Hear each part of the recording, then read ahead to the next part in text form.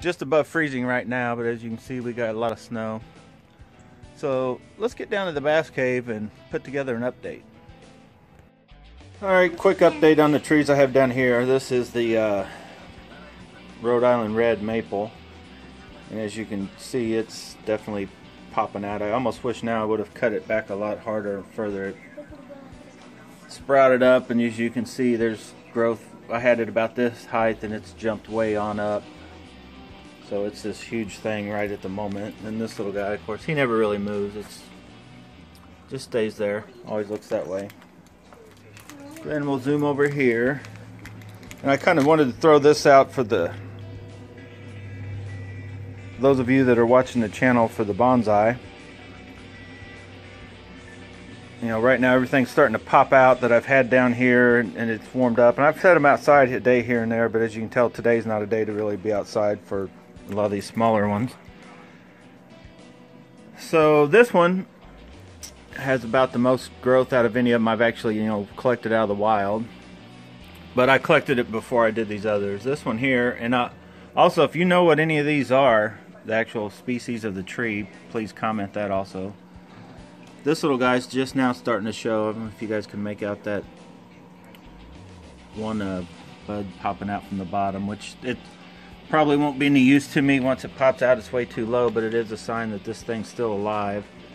It's hard to make out, but I think some of the buds are starting to swell up here and there. So I think this tree, I think it's going to be okay too. Now this one is the only one that concerns me. I'm not sure what kind of tree it is,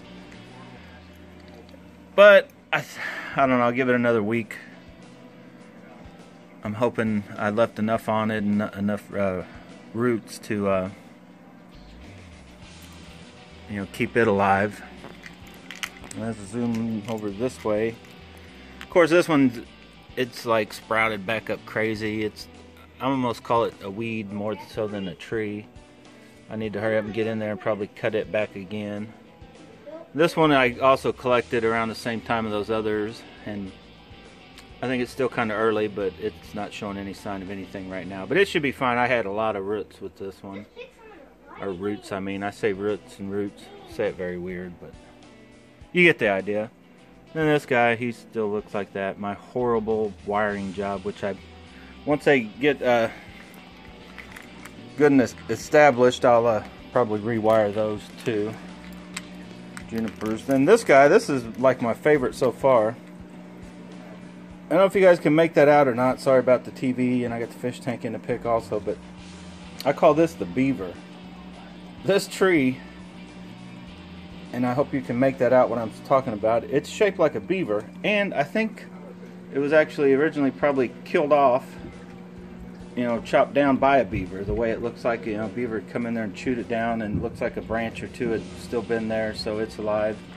And then thankfully, I cut it, and I don't know if you guys can tell, the tips there, it's showing sign of life now, starting to bud out several different spots, so that should make for an excellent specimen once he gets going. But it's kind of cool, certain angles, and I don't really have an angle set for sure, but that deadwood is shaped just like a beaver, if you guys can make that out. Starting from the head, the mouth, down there's to the ear, even all the way to the, let's see if I'm doing here, to like one of its first arm. Up here's the neck, the ear, the head, and the snout. It's pretty cool. Of course, this little guy, he's going to need some work.